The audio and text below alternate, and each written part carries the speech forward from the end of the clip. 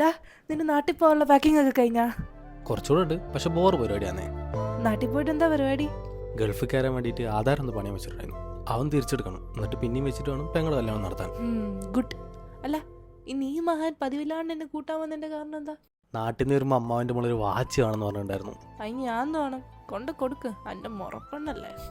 എടാ അങ്ങനെ പറയലടാ, നീയും ബ്രണ്ടടാ, ഒന്ന് സെലക്ട് ചെയ്യാൻ സഹായിക്ക്. പിന്നെ സോപ്പിടല്ലേ? ആ നീ എങ്ങനെയാ നോക്കുന്നേ? അതെ, സാധനം വാങ്ങിക്കഴിയുമ്പോൾ വീടിൻ്റെ അപ്പുറത്തുള്ള തൊടിയും കൂടെ പണയം വെക്കുന്ന അവസ്ഥ ഉണ്ടാവരുത്. Budget friendly branded watch. അങ്ങനത്തെ ഒരു സ്ഥലം ബഹ്റിനില് ഉണ്ട്. നമ്മുടെ റാംലിമാൾ ലൈഫ് സ്റ്റൈൽ.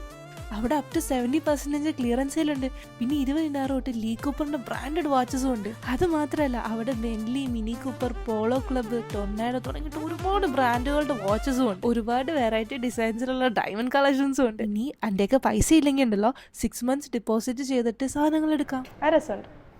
ഇത് നോക്ക്, പോറായോ? നല്ലതാ. ബില്ലിയ ഇത് നോക്ക്. ഇതാർക്കാ? എന്തായാലും പെങ്ങളുടെ കല്യാണം കഴിയുമ്പോൾ ഞാൻ ഫ്രീ അല്ലേ, അപ്പോൾ ഒരു കല്യാണം ഞാൻ കഴിച്ചേക്കാൻ വിചാരിച്ചു. അതെ, പ്രായം കൂടി വരിക, വൈകിക്കണ്ട. ഊരണ്ട, അവിടെ തന്നെ വെച്ചോ. Is it a proposal? Yes. ബോറായോ? കുറച്ച്, പക്ഷെ വളരെ രസം.